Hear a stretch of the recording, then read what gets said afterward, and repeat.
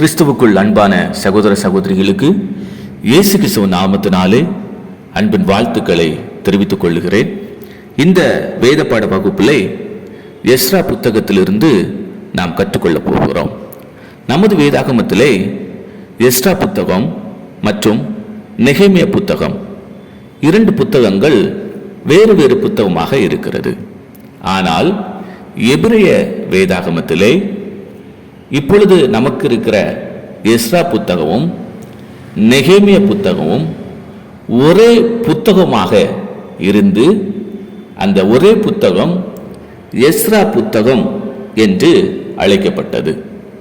ஆனால் கிமு 150 வாக்குல எபிரேய வேதாகமத்தை கிரேக்க மொழிக்கு மொழிபெயர்ப்பு செய்யப்படும் பொழுது எளிய ரீதியில் நாம் அந்த சரித்திரத்தை கற்றுக்கொள்ளும்படிக்கு இந்த ஒரே புத்தகமாக இருந்த எஸ்ரா புத்தகத்தை எஸ்ரா புத்தகம் என்றும் அதனுடைய இரண்டாவது பகுதியை நெகேமியா புத்தகம் என்றும் பிரித்து இரண்டு புத்தகமாக அவர்கள் அந்த மொழிபெயர்ப்பை செய்திருக்கிறார்கள். இந்த எஸ்ரா புத்தகத்தினுடைய புள்ளி விவரங்களை பார்க்கலாம். இந்த புத்தகத்திலே 10 அதிகாரங்கள், 280 வசனங்கள், 9 கேள்விகள், 43 கட்டளைகள் அடங்கியுள்ளது. யூத பாரம்பரியத்தின்படி மற்றும் கிறிஸ்தவ நம்பிக்கையின்படி இந்த புத்தகம் எஸ்ராவினால் கிமு 450 420 கால இடைவெளிக்குள்ளாக எழுதப்பட்டிருக்கிறது என்று கருதப்படுகிறது. இந்த எஸ்ரா புத்தகத்திலே எஸ்ராவை குறித்து சொல்லப்பட்டிருக்கிற 7 காரியங்களை முன்வைக்க விருப்பப்படுகிறேன். 1. எஸ்ரா தேறின வேதபாரகன். எஸ்ரா 7வது அதிகாரம் 6வது வசனம். 2. எஸ்ரா தன் இருதயத்தை பக்குவப்படுத்தி இருந்தான். எஸ்ரா 7வது அதிகாரம் 10வது வசனம். 3. எஸ்ரா வேதத்தின்படி நடக்கிறவன். எஸ்ரா 7வது அதிகாரம் 10வது வசனம். 4. எஸ்ரா வேதத்தை உபதேசிக்கிறவன். எஸ்ரா 7:10. 5. எஸ்ரா ஜெபிக்கிறவன். எஸ்ரா 8:21, 22, 23. 6. எஸ்ரா ஜனங்களுக்காக திறப்பில் நிற்பவன். எஸ்ரா 10:1. 7. எஸ்ரா ஆவிக்குரிய எழுப்புதல் ஏற்பட காரணமாயிருந்தவன். எஸ்ரா 10வது அதிகாரம் 10, 11, 12 வசனங்கள். இந்த எஸ்ரா புத்தகம் நாளாகம புத்தகத்தின் தொடர்ச்சியாக காணப்படுகிறது. நாளாகம புத்தகத்தினுடைய அந்த கடைசி அதிகாரம் கடைசி வசனங்களை வாசிக்கும் பொழுது அங்கே பதிவிடப்பட்டிருக்கிற சரித்திர சம்பவங்கள் அப்படியே எஸ்ரா புத்தகத்தினுடைய முதல் அதிகாரம் முதல் 2 வசனங்களிலே பார்க்க முடிகிறது. அப்போ நாளாகம புத்தகத்தினுடைய அந்த சரித்திர தொடர்தான் எஸ்ராவின் புத்தகத்தில் அப்படியே தொடர்கிறதை பார்க்க முடிகிறது. ஆண்டவர் எரேமியா தீர்க்கதரிசியின் மூலமாக இந்த சிறைப்பட்டு போன யூத ஜனங்கள் 70 ஆண்டுகளுக்கு பிறகு மறுபடியும் அவர்கள் விடுதலை பெற்று சொந்த தேசத்துக்கு இஸ்ரவேலுக்கு வருவார்கள் என்று சொல்லி தீர்க்க தரிசனமாக உரைத்திருக்கிறார். எரேமியா 29வது அதிகாரம் 10 14 வசனம் வரைக்கும் பார்க்க முடிகிறது.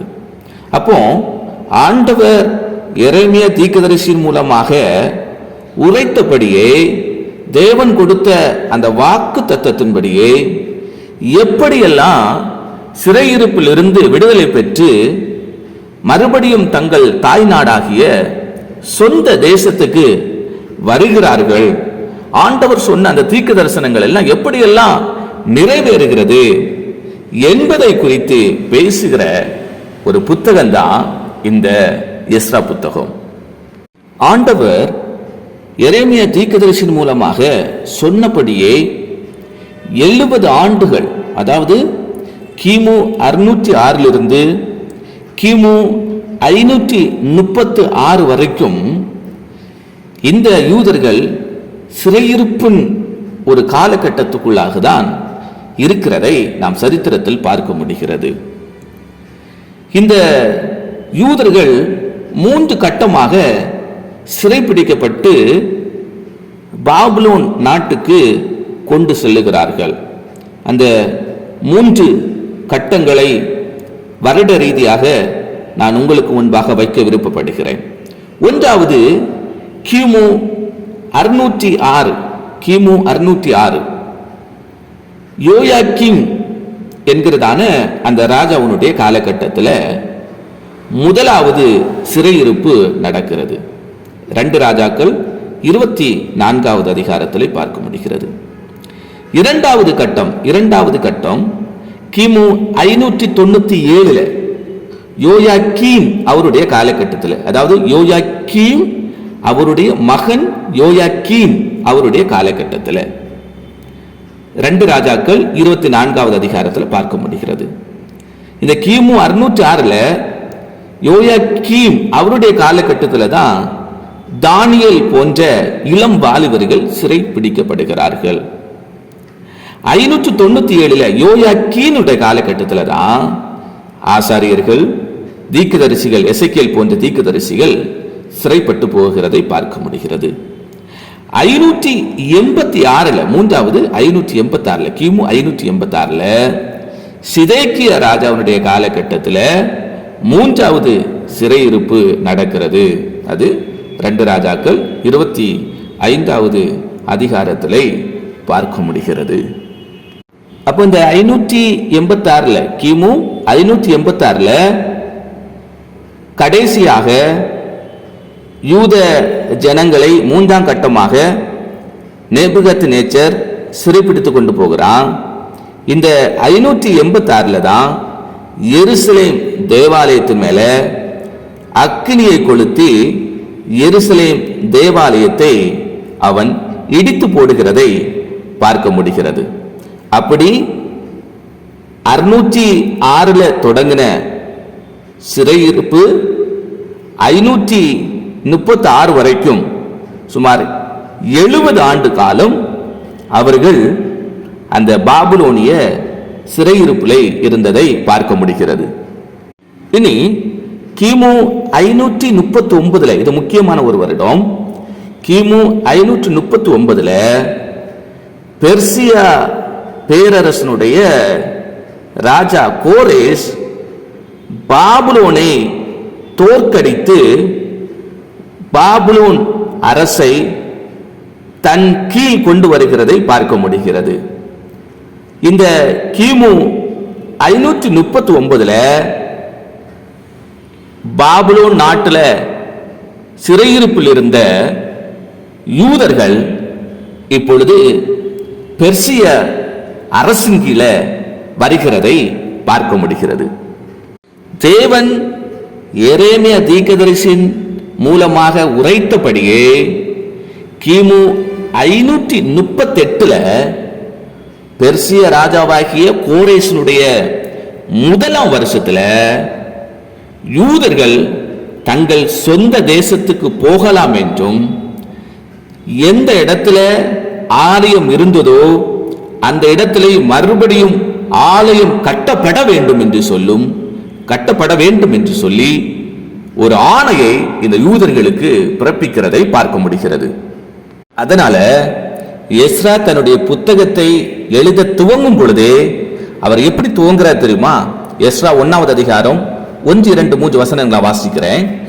எரேமியாவின் வாயினாலே கர்த்தர் சொன்ன வார்த்தை நிறைவேறும்படி பெர்சியாவின் ராஜாவாகிய கோரேசுடைய 1ஆம் வருஷத்திலே கர்த்தர் பெர்சியாவின் ராஜாவாகிய கோரேசின் ஆவியை ஏவினதினாலே அவன் பரலோகத்தின் தேவனாகிய கர்த்தர் பூமியின் ராஜ்யங்கள் எல்லாம் எனக்கு தந்தருளி யூதேயாவில் உள்ள எருசலேமிலே தமக்கு ஆலயத்தை கட்டும்படி எனக்கு கட்டளையிட்டிருக்கிறார்.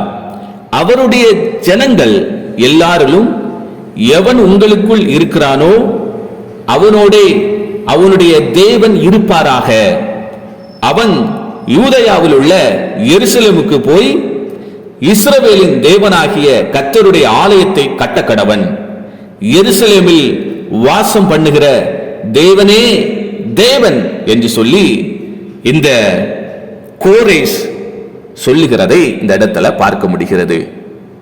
அன்பானவர்களே, இனி இந்த எஸ்ரா புத்தகத்துக்குள்ள நான் போகிறதுக்கு முன்பாக இந்த எஸ்ரா புத்தகத்துல என்ன சொல்லப்பட்டிருக்கிறது என்பதை புரிந்து கொள்ளும்படிக்கு நாம் பெர்சிய பேரரசனுடைய 4 முக்கிய ராஜாக்களை குறித்து ஓரளவுக்கு ஒரு அறிவு அவர்களை குறித்து இருக்கும் என்று சொன்னால், இந்த புத்தகத்தை நாம் படிக்கும் பொழுது இந்த புத்தகத்தை படிப்பதற்கு நமக்கு மிகப்பெரிய ஒரு ஈஸியாக இருக்கும். இப்போ முதலாவதாக நாம் அனைவருக்கும் தெரிந்த கோரேஸ் ராஜா.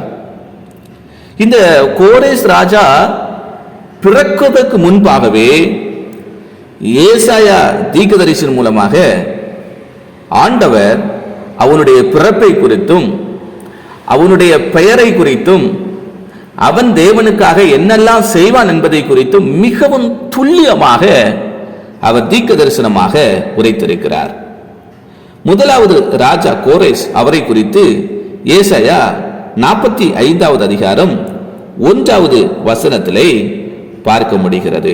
ஏசாயா 45வது அதிகாரம் 1வது வசனம். இனி இந்த கோரேஸ் இந்த பெர்சியா ராஜ்யத்தை நிறுவியவர். அதாவது நாம் வேதாகமத்தில் மேதியா பெர்சியா என்று சொல்லி 2 ராஜ்யங்களை ஒன்றிணைந்து பார்க்க முடிகிறது. இந்த மேதியாவையும் பெர்சியாவையும் ஒரே ராஜ்யமாக ஒன்றிணைத்தவர் யார் என்று சொன்னா இந்த கோரேஸ். இந்த கோரேஸ் ஆண்டவர் எப்படி எல்லாம் பயன்படுத்தினார் தெரியுமா? ஒன்று, பாபிலோனை வென்று யூதர்களை விடுதலை செய்யும்படிக்கு இந்த கோரேசை ஆண்டவர் பயன்படுத்தி இருக்கிறார்.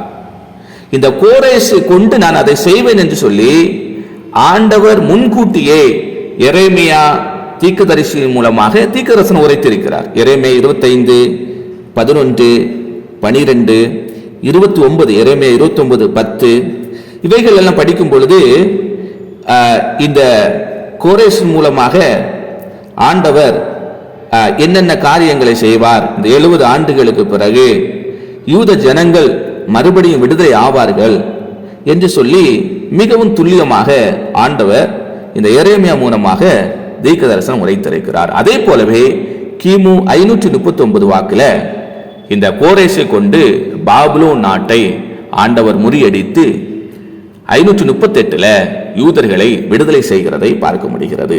இனி இந்த கோரேசை கொண்டு ஆண்டவர் எருசலேம் ஆலயம் கட்டப்படுவதற்கு அனுமதி கொடுக்கிறதை பார்க்க முடிகிறது. எஸ்ரா 1, 2வது அதிகாரம் 1, 3வது அதிகாரம், 2 நாளாக்கள் 2 நாளாகவும் 36வது அதிகாரம் 22வது வசனம், 36வது அதிகாரம் 23வது வசனம் ஆகிய அந்த வசனங்களிலே பார்க்க முடிகிறது.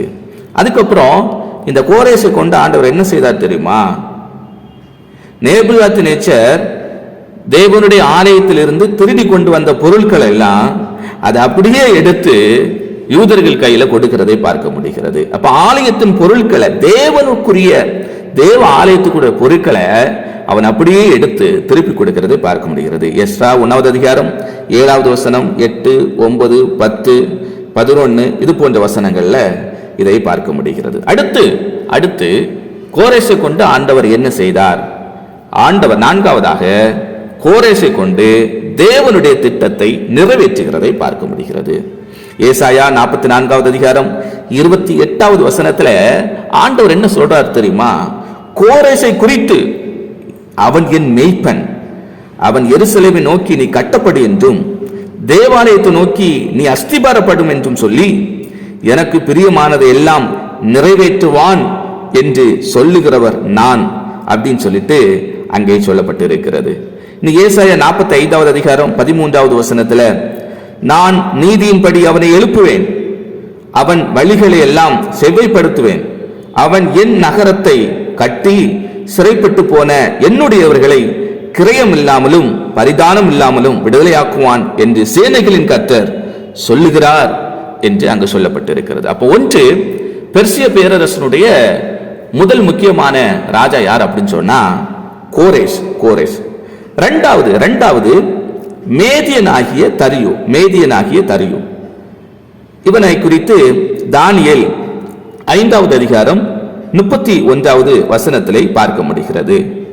நாம் சரித்திரத்திலே படிக்கும் பொழுது இந்த மேதியனாகிய தரியுவுக்கு ஆண் வாரிசு இல்லை என்று சொல்லப்படுகிறது. அதனால தன்னுடைய மகளை, இந்த மேதியனாகிய தரியுனுடைய மகளை கோரேசுக்கு திருமணம் செய்து கொடுக்கிறார். இந்த தரியு மேதியாவை ஆட்சி செய்து கொண்டிருந்த ஒரு அதிகாரியாக இருந்திருக்கிறான் என்று சொல்லி நாம் சரித்திரத்திலே பார்க்க முடிகிறது. இந்த மேதியாவை ஆட்சி செய்த ஒரு ஆட்சியாளர் இப்போ தன்னுடைய மகளை கோரேசுக்கு திருமணம் செய்து கொடுத்து இந்த மேதியாவை கூட என்ன செய்யறான்னு சொன்னா அப்படியே கோரேசனுடைய கரத்தலை ஒப்படைக்கிறதை பார்க்க முடிகிறது. இப்போ இந்த கோரேஸ் என்ன செய்யறான்னு சொன்னா மேதியாவையும் பெர்சியாவையும் ரெண்டையும் ஒன்றிணைத்து பெர்சியா பேரரசு என்று சொல்லி அப்படிப்பட்ட ஒரு பேரரசை நிறுவுகிறதை பார்க்க முடிகிறது. இந்த மேதியனாகிய தரியுவை எங்க பார்க்க முடியும் அப்படின்னு சொன்னா தானியேல் 5வது அதிகாரம் 31 இந்த வசனத்திலே பார்க்கும் பொழுது சொல்லப்பட்டிருக்கிறது, மேதியனாகிய தரியு தன் 62ஆம் வயதில் ராஜ்யத்தை கட்டி கொண்டான் என்று சொல்லப்பட்டிருக்கிறது. அதாவது பெர்சியனாகிய கோரேஸ் பாபிலோன் நாட்டை முறியடித்து அந்த பாபிலோன் நாட்டை ஆளுகை செய்யும்படிக்கு இந்த மேதியனாகிய தரியுனுடைய கையிலே ஒப்புக் கொடுக்கிறதை பார்க்க முடிகிறது. அப்போ இரண்டாவது ராஜா மேதியனாகிய தரியு. இனி முக்கியமான மூணாவது ராஜா யார் அப்படின்னு சொன்னா அகாஸ்வேரு. இந்த அகாஸ்வேரு யார் அப்படின்னு சொன்னா இந்த மேதியனாகிய தரியுனுடைய மகளுக்கும் கோரேசுக்கும் பிறந்த மகன்தான் இந்த அகாஸ்வேரு. இந்த அகாஸ்வேரை குறித்து சரித்திரம் என்ன சொல்லுன்னு சொன்னா இந்த அகாஸ்வேரு நேபுகாத் நேச்சரின் மகன் பெல்சாட்சரின் மகள் வஸ்தியை திருமணம் செய்திருந்தான் என்று கூறப்படுகிறது. நான் வேதத்தில் படிக்கிறோம், எஸ்தர் புத்தகத்தில் இந்த சரித்திரத்தை நம்ம பார்க்க முடியும்.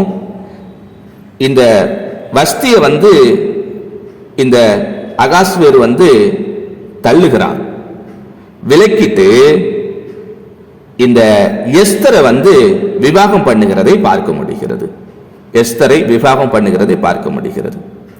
எஸ்தர் 1வது அதிகாரம் 1வது வசனத்தில் இந்த அகாஸ்வேரை குறித்து சொல்லப்பட்டிருக்கிறது. அதாவது மேதியனாகிய தரியுனுடைய மகளுக்கும் கோரேசுக்கும் பிறந்தவன் தான் இந்த அகாஸ்வேரு. இந்த அகாஸ்வேரு பெல்சாட்சரின் மகளை வஸ்தியை முதலாவது திருமணம் பண்ணினான். ஆனால் வஸ்தி அவனுக்கு கீழ்ப்படியாதனால வஸ்தியை தள்ளி எஸ்தரை விவாகம் பண்ணினான். எஸ்தர் 1வது அதிகாரம் 1வது வசனத்தில் சொல்லப்பட்டிருக்கு, இந்த தேசம் முதல் எத்தியோப்பியா தேசம் வரைக்கும் உள்ள 127 நாடுகளையும் அரசாண்ட அகாஸ்வேருவின் நாட்களிலே சம்பவித்ததாவது. அப்போ அகாஸ்வேரை குறித்து அங்கு சொல்லப்பட்டிருக்கிறது. இன்னும் எஸ்ரா 4வது அதிகாரம் 6வது வசனத்தில் எல்லாம் இந்த அகாஸ்வேரை குறித்து பார்க்க முடிகிறது. இனி பெர்சியா பேரரசனுடைய அடுத்த ராஜா இரண்டாம் தரியு. இந்த இரண்டாம் தரியு யார் அப்படின்னு சொன்னா இந்த அகாஸ்வேருக்கும் எஸ்தருக்கும் பிறந்த மகனுடைய பெயர் தான் இந்த தரியு. இந்த தரியுவை இரண்டாம் தரியு என்று சொல்லி அழைக்கலாம். தேவாலயம் கட்டப்படுவதற்கு, அதாவது இவனுடைய காலகட்டத்தில் தான் இவன் தான் ஒரு பெரிய ஒரு பேருதவியாக இருந்து எருசலேம் இந்த இரண்டாம் தரியுனுடைய காலகட்டத்தில் தான் கட்டி முடிக்கப்படுகிறது. எஸ்ரா 4வது அதிகாரம் 5வது வசனம், 6வது அதிகாரம் 1லிருந்து 15 வரை உள்ள வசனங்களை வாசிக்கும் பொழுது அங்கே சொல்லப்பட்டிருக்கிறது. அதாவது எஸ்ரா 4:5 நான் படிக்கிறேன். பெர்சியாவின் ராஜாவாகிய கோரேசின் காலம் முழுவதும் தரியு என்னும் பெர்சிய ராஜா அரசாண்ட காலம் மட்டும் அவர்கள் யோசனையை அபத்தமாக்கும்படி அவர்களுக்கு விரோதமாய் ஆலோசனைக்காரருக்கு கைக்கூலி கட்டினார்கள் என்று சொல்லப்பட்டிருக்கிறது. நாம் அந்த பின் வசனங்கள் எல்லாம் வாசிக்கும் பொழுது இந்த தரியினுடைய காலகட்டத்தில் தான் கடைசியாக இந்த ஆலயம் கட்டி முடிக்கிறதை பார்க்க முடிகிறது. ஆகாய் 1வது அதிகாரம் 1வது வசனம் அங்கு சொல்லப்பட்டிருக்கு. ராஜாவாகிய தரியு அரசாண்ட 2ஆம் வருஷம் 6ஆம் மாதம் 1ஆம் தேதியிலே கர்த்தருடைய வார்த்தை ஆகாய் என்னும் தீர்க்கதரிசியின் மூலமாய், பாத்தீங்களா, இங்க சொல்லப்பட்டிருக்கிறது ஆகாய். அதுக்கப்புறம் சகரியா 1:1 தரியு அரசாண்ட 2ஆம் வருஷம் 8ஆம் மாதத்திலே இத்தோவின் மகனான பெரகியாவின் குமாரனாகிய சகரியாவுக்கு உண்டான கர்த்தருடைய வார்த்தை. அப்போ இந்த 2ஆம் தரியினுடைய காலகட்டத்தில் தான் தேவாலயம் கட்டி முடிக்கப்படுகிறது. இந்த 2ஆம் தரிவுக்கு அஸ்தசஷ்டா என்கிறதான ஒரு பெயர் கொடுக்கப்பட்டிருக்கிறது. அதாவது வேதத்துல நான் பார்க்க முடியும், எகிப்திய ராஜாக்கள் எல்லாம் பார்வோன் என்று சொல்லி அழைப்பாங்க, பெலிஸ்திய ராஜாக்கள் எல்லாம் அபிமெலேக் என்கிறதான அந்த பெயர்ல அழைப்பாங்க. அதே போல பெர்சிய ராஜாக்களை அஸ்தசஷ்டா என்கிறதான பெயர்ல அழைப்பாங்க. இந்த 2ஆம் தரிவுக்கு தான் வேதத்துல, அதாவது நெகேமியா 2வது அதிகாரம் 1வது வசனத்துல அஸ்தசஷ்டா என்கிறதான பெயர்ல இந்த 2ஆம் தரிவு தான் அறியப்படுகிறாரு. இந்த 2ஆம் தரியினுடைய காலகட்டத்துல தான் நெகேமியா இவனுக்கு முன்பாக பானபாத்திரக்காரனாக இருக்கிறதை பார்க்க முடிகிறது. நெகேமியா 2வது அதிகாரம் 1வது வசனத்துல அஸ்தசஷ்டா ராஜாவின் 20ஆம் வருஷம் நிசான் மாதத்திலே திராட்சரசம் ராஜாவுக்கு முன்பாக வைத்திருக்கையில் நான் அதை எடுத்து அவருக்கு கொடுத்தேன். நான் முன் ஒருபோதும் அவர் சமூகத்தில் துக்கமாய் இருந்ததில்லை என்று சொல்லப்பட்டிருக்கிறது. அதாவது இந்த அஸ்தசஷ்டா 2ஆம் தரிவு தேவனுக்கு பயந்த ஒரு ராஜா, எஸ்தருடைய மகன். அப்ப எஸ்தர் தேவனை குறித்து, இஸ்ரவேலின் தேவனை குறித்து அந்த சத்தியத்தையும் அந்த உண்மையும் அந்த பயத்தையும் பக்தியும் சிறு வயதிலிருந்த இந்த 2ஆம் தரிவுக்கு, இந்த அஸ்தசஷ்டாவுக்கு அவருடைய உள்ளத்துல அந்த அந்த தேவனுடைய வார்த்தையை, தேவனுக்கு பயப்படுகிற பயத்தை எல்லாம் சிறு வயதிலிருந்தே அவருடைய இருதயத்துல கடத்தினாரு. அதனாலதான் இவர் 2ஆம் தரிவு தேவனுடைய ஜனங்களுக்கு தேவனுடைய ஆலயம் கட்டப்படுவதற்கு மிகவும் மிகவும் பேருதவியாக இருந்தார் என்று சொல்லி நாம் சரித்திரத்திலே பார்க்க முடிகிறது. இனி நாம் சரித்திர வருட அடிப்படையில் சில முக்கிய சரித்திர நிகழ்வுகளை நம்ம பார்க்க போறோம். அப்போ இந்த எஸ்ரா புத்தகத்தில் சொல்லப்பட்டு இருக்கிறதுக்கு என்னெல்லாம் சொல்லப்பட்டிருக்கிறது அப்படின்னு சொல்லிட்டு நமக்கு கொஞ்சம் கூட ஈஸியாக புரியும். அடுத்ததாக கிமு 539 கோரேஸ் அதாவது பெர்சியாவினுடைய ராஜா பாபுலோ நாட்டை கட்டி கொள்ளுகிறார். கிமு 538 யூதர்கள் எல்லாம் தங்களுடைய சொந்த தேசத்துக்கு போகலாம் அப்படின்னு சொல்லிட்டு ஒரு கட்டளையை பிறப்பிக்கிறாரு. அந்த கிமு 538 அதாவது முதல் கட்டமாக செருபாபேலின் தலைமையின் கீழே, அதோடு கூட பிரதான ஆசாரியனாகிய யெசுவா இவர்களுடைய தலைமைத்துவத்தின் கீழே முதல் கட்டமாக சுமார் 50,000 பேர் எருசலேமுக்கு திரும்பி வருகிறதை பார்க்க முடிகிறது. இவர்கள் யூதர்கள் 3 கட்டமாக சிறையிருப்புக்கு செல்லுகிறார்கள். அதே போலவே 3 கட்டமாக மறுபடியும் அவர்கள் சிறையிருப்பிலிருந்து தங்கள் சொந்த தேசத்துக்கு திரும்பி வருகிறதை பார்க்க முடிகிறது. அப்ப கிமு 538 செருபாபேலின் தலைமையின் கீழே சுமார் 50,000 பேர் எருசலேமுக்கு திரும்பியும் வருகிறார்கள். கிமு 536 தேவாலயத்தை கட்ட தொடங்குகிறார்கள். கிமு 536 தேவாலயத்தை கட்ட தொடங்குகிறார்கள். கிமு 530 வரைக்கும் தேவாலயம் கட்டக்கூடாது அப்படின்னு சொல்லிட்டு சமாரியரால தடை செய்யப்பட்டு அப்படியே நிறுத்தி வைக்கப்படுகிறதை பார்க்க முடிகிறது. மறுபடியும் கிமு 522 தரியு ராஜாவினால தரியு ராஜாவாகிறாரு. அந்த கிமு 520 எல்லாம் ஆகாய், சகரியாய் இப்படிப்பட்ட தீர்க்கதரிசிகள் எழும்புகிறார்கள். அவர்கள் தீர்க்க தரிசனம் கூறுகிறார்கள். அவர்கள் உற்சாகப்படுத்துறாங்க, நீங்க தேவாலயத்தை கட்டுங்க, கட்டி முடிங்க, கர்த்தர் உங்களோடு கூட இருப்பார், உங்களுக்கு உதவி செய்வார் அப்படின்னு சொல்லிட்டு இந்த தீர்க்க தரிசிகள் எழும்பி தீர்க்க தரிசனம் சொல்றாங்க. கிமு 516 தரியுனுடைய காலகட்டத்தில் ஆலயம் கட்டி முடிக்கப்பட்டு பிரதிஷ்டை செய்யப்படுகிறதை பார்க்க முடிகிறது. அதுக்கப்புறம் கிமு 458 தான் 458 எஸ்ராவின் தலைமையின் கீழே சுமார் 2000 புருஷர்கள், குடும்பத்தினர், இவர்கள் எல்லாம் இரண்டாம் கட்டமாக இவர்கள் எருசலேமுக்கு வருகிறதை பார்க்க முடிகிறது. மூன்றாவது கட்டமாக கிமு 445 நெகேமியா தலைமையின் கீழே ஒரு கூட்டம் மறுபடியும் எருசலேமுக்கு வருகிறதை பார்க்க முடிகிறது. அதுதான் அர்த்தசஷ்டா அவருடைய அந்த ராஜ்ய பாரத்தின் அந்த காலகட்டத்தில் நெகேமியாவின் கீழே மீண்டுமாக மூன்றாவது கட்டமாக யூதர்கள் எருசலேமுக்கு வருகிறதை நாம் பார்க்க முடிகிறது. இந்த எஸ்ரா புத்தகத்தை 4 பிரிவுகளாக பிரித்து படிக்கலாம். ஒன்றாவது, செருபாபேல் தலைமையில் யூதர்கள் முதல் கட்டமாக எருசலேம் திரும்புதல். எஸ்ரா 1வது அதிகாரம் 1வது வசனத்திலிருந்து 2வது அதிகாரம் 70வது வசனம் வரைக்கும். இரண்டாவது பிரிவு எருசலேம் தேவாலயம் கட்டப்பட்டு பிரதிஷ்டை செய்யப்படுதல். 3வது அதிகாரம் 1வது வசனத்திலிருந்து 6வது அதிகாரம் 22வது வசனம் வரைக்கும்.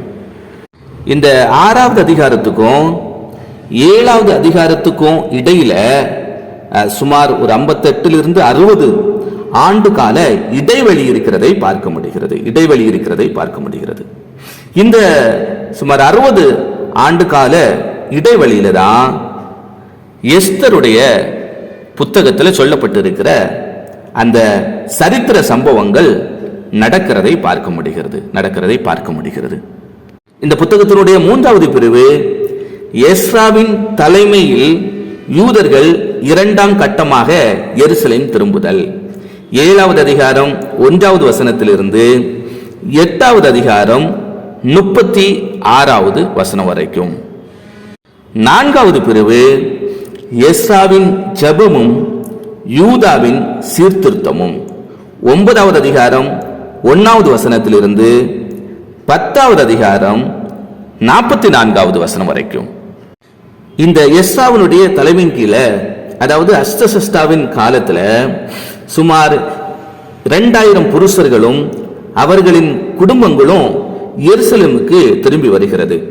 இப்போ எஸ்ரா வரும் பொழுது ஏற்கனவே செருபாபேலின் கீழே ஆலயம் கட்டப்பட்டு பிரதிஷ்டை செய்யப்பட்டிருக்கிறது. இப்போ எஸ்ரா இந்த சிறையிருப்பிலிருந்து திரும்பி வந்த அந்த யூதர்களை பார்க்கிறாரு. அவர்களுடைய ஆவிக்குரிய வாழ்க்கையை பார்த்தா ஆவிக்குரிய பின்மாற்றத்தை தான் பார்க்க முடிஞ்சது. அவங்களுடைய வாழ்வில் ஒழுங்கினங்களை பார்க்க முடிஞ்சிச்சு. அதனால இவர் மிகவும் வருத்தப்பட்டு தேவ சமூகத்தில் அழுது மன்றாடுகிறதை பார்க்க முடிகிறது. இந்த யூதர்கள் அந்நிய ஜாதி பெண்களோடு கலப்பு திருமணம் செய்து அவர்கள் தங்களுடைய வாழ்க்கையை கரைப்படுத்தி இருந்தார்கள், தீட்டுப்படுத்தி இருந்ததை பார்க்க முடிகிறது. இவைகளை பார்த்து அவர்களுடைய பாவத்துக்காக தேவனுடைய சமூகத்தில் எஸ்ரா அழுது புலம்புகிறதை பார்க்க முடிகிறது. முதலாவது, தேவனுடைய சமூகத்தில் அந்த ஜனங்களுக்காக ஜெபிக்கிறான், யூதர்களுக்காக ஜெபிக்கிறான். அவர்களுடைய அந்த மறுமலர்ச்சிக்காக, மாற்றத்துக்காக, மறுபடியும் அவர்களுடைய வாழ்க்கை, ஆவிக்குரிய வாழ்க்கை கட்டி எழுப்பப்படுவதற்காக இந்த எஸ்ரா ஜெபிக்கிறான். ஜெபிச்சு விட்டு என்ன செய்யறான் தெரியுமா? எஸ்ரா பகிரங்கமாக அவர்களுடைய பாவங்களை சுட்டி காட்டுகிறான். யூதர்களே, மனிதர்களே, நீங்க செய்கிறது பாவம் அப்படின்னு சொல்லிட்டு பகிரங்கமாக அவங்களுடைய பாவங்களை அறிக்கையிடும்படிக்கு அவர்களை வழிநடத்துகிறதை பார்க்க முடிகிறது. அதன் விளைவாக ஜனங்கள் மனசாட்சியில் குத்தப்பட்டு தங்கள் பாவங்களை மனப்பூர்வமாய் ஒப்புக்கொண்டு அறிக்கை செய்து மனம் திரும்புகிறதை பார்க்க முடிகிறது.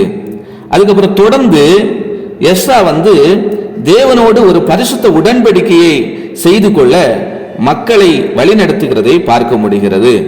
அப்போ இந்த எஸ்ராவுடைய அந்த தலைமைத்துவத்தின் கீழே யூதர்களுடைய ஆவிக்குரிய வாழ்க்கை கட்டி எழுப்பப்படுகிறதை பார்க்க முடிகிறது. ஒன்றாவது செருபாபேலின் கீழே தேவாலயம் கட்டப்படுது, தேவாலயம் பிரதிஷ்டை செய்யப்படுகிறது. ஆனால் ஆண்டவர் எஸ்ராவை கொண்டு அந்த தேவ ஜனங்களுடைய அந்த ஆவிக்குரிய வாழ்க்கையை கட்டி எழுப்புவதற்காக, ஒரு மறுமலர்ச்சிக்காக, ஒரு சீர்திருத்தத்துக்காக, ஒரு மாபெரும் எழுப்புதலை கொண்டு வருகிற ஒரு எழுப்புதல் வீரனாக ஆண்டவர் இந்த எஸ்ராவை பயன்படுத்துகிறதை பார்க்க முடிகிறது. கடைசியாக ஒரே ஒரு வசனத்தை நாம் வாசிக்கலாம். வாசித்து நாம் இந்த வேத பாட வகுப்பை முடிக்க போகிறோம். எஸ்ரா 7வது அதிகாரம் அதனுடைய 10வது வசனத்தை வாசிக்கும் பொழுது அங்கு சொல்லப்பட்டிருக்கிறது, கர்த்தருடைய வேதத்தை ஆராயவும் அதன்படி செய்யவும் இஸ்ரவேலிலே கட்டளைகளையும் நீதி நியாயங்களையும் உபதேசிக்கவும் எஸ்ரா தன் இருதயத்தை பக்குவப்படுத்தி இருந்தான் என்று சொல்லப்பட்டிருக்கிறது. அப்ப அன்பானவர்களே, எஸ்ராவை கர்த்தர் ஏன் பயன்படுத்தினார்? ஏன் எஸ்ரா அவனுடைய காலகட்டத்தில் ஒரு பெரிய ஒரு எழுப்புதலை கொண்டு வருவதற்காக தேவனால் பயன்படுத்தப்பட்டான் அப்படின்னு சொன்னா, எஸ்ரா தன்னுடைய இருதயத்தை அவன் பக்குவப்படுத்தி இருந்தான். எதற்காக பக்குவப்படுத்தி இருந்தான்? ஒன்று, கர்த்தருடைய வேதத்தை ஆராய அவன் பக்குவப்படுத்தி இருந்தான். 2, வேதத்தின்படி நடக்க, வேதத்தை கடைபிடிக்க அவன் தன்னுடைய இருதயத்தை பக்குவப்படுத்தி இருந்தான். 3வது, யூதர்களுக்கு அந்த வேதத்தை, அந்த நீதி நியாயங்களை, அந்த கட்டளைகளை உபதேசிக்க அவன் பக்குவப்படுத்தி இருந்ததை பார்க்க முடிகிறது. அன்பான சகோதர சகோதரிகளே, இந்த வேத பாட வகுப்பிலே எஸ்ரா புத்தகத்திலிருந்து ஒரு சில காரியங்களை மேலோட்டமாக கற்றுக்கொள்ளும்படிக்கு கர்த்தர் நமக்கு உதவி செய்தார். இனி அடுத்த வேத பாட வகுப்பிலே நெகேமியா புத்தகத்திலிருந்து நாம் கர்த்தருடைய வார்த்தையை கற்றுக்கொள்ளப் போகிறோம். அடுத்த வகுப்பிலே நாம் மீண்டும் சந்திக்கலாம். கர்த்தர் உங்களை ஆசீர்வதிப்பாராக. ஆமென்.